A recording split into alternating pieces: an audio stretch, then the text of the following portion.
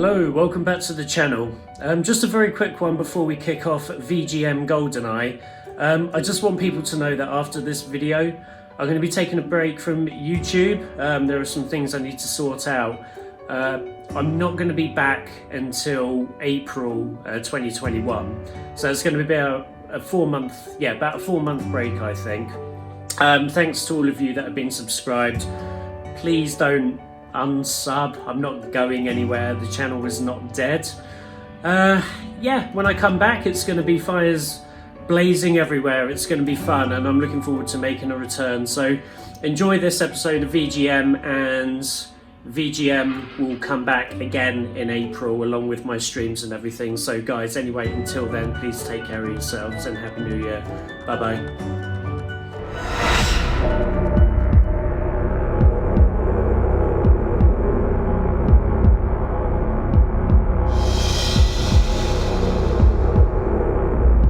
Hello, and welcome to another episode of Matt Does Gaming.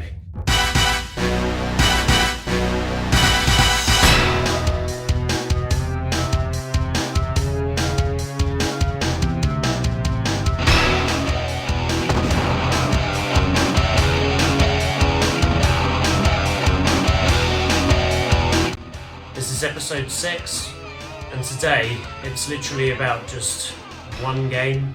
Not the whole franchise, but just the one. That would be Goldeneye for the Nintendo 64.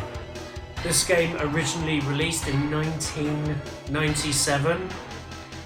1997, I believe, for Nintendo 64, and it was groundbreaking. After Doom, it was my next step into the world of the first-person shooter genre. It was the first game to have those next-gen graphics, if that makes sense. Goldeneye was a revolution, particularly for me, because it introduced the multiplayer system. The multiplayer system in this game was something that me and some mates really got addicted to. It was very competitive. We were pretty much battling 24/7 on it. Well, you know, when we weren't at school. It was absolutely fantastic. I used to always play as Oddjob because he was hard to shoot in the game, and he really was. This game is based around the one particular movie, Goldeneye, obviously, the movie which released in 1995 with Pierce Brosnan and Sean Bean. I used to go home after school, and then I'd be straight round my mate's house because he owned this game, and I didn't eventually get it until, well, I got my own N64. When I did get it, I was on it 24/7. My memories go quite far back with this game. It's unbelievable. It is not the most accessible game today to play. What I mean by that is the only way you're going to be able to play this game is if you own a Nintendo 64. They can't put it, even though it's made by Rare, they can't put it onto modern consoles or anything because they haven't got the licensing to do so. This being the fact that there's got the actors in it. However, the one thing you can do is download an emulator. The emulator's the way I went around it. So I can still play Goldeneye today on my modern day PC. Well, apart from the N64 as well if I want to, but that means hooking it up. And it's a good job I still have one of those old CRT televisions. I do. I'll never let that thing go. You never know when you may need it. But yeah, I mean, it plays well on the PC and everything, but obviously it maintains those older control settings, if that makes any sense. You can remap buttons and everything like that, but then that would change the buttons for every other game that you load off of the emulator. It's very complicated. To do it that way, you'd have to remap the whole control scheme in your settings every time you wanted to play something different. So we tend to go by the old control scheme. There have been other iterations of Goldeneye. There was a Wii port.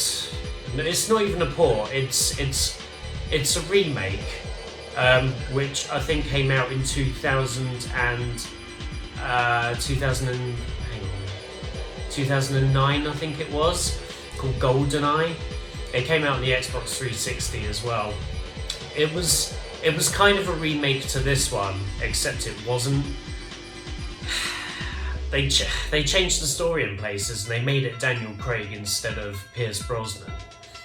There's also another game for the Nintendo DS called Goldeneye Rogue Agent. We don't talk about that game. We won't talk about that game. That also had ports to other modern day consoles. Yeah, we don't talk about that. Just this one in particular here. Goldeneye for the N64. This is the one that people remember. It was a very fantastic game. Slumber parties and everything in my past playing this game. Yeah, it was very good. There's not really a lot to say on this because I am only talking about the one particular game and not a whole franchise. But can I just say, if Rare ever find a way to bring this to a modern console or anything like that, then please do it. I believe it nearly went to Xbox. It nearly went to Xbox quite a few years ago now, but Nintendo stopped them on the 11th hour. It was that close. But unfortunately, yes, stuck on the N64 or PC emulator if you're brave. I own the game, so it's legal for me to do so, so I don't recommend anybody do that unless you own the physical game. That's probably going to do it for this week's episode of Video Game Memories. I'm going to put my social media above me now. Matt Does Gaming 5. And anyways, guys, until the next one.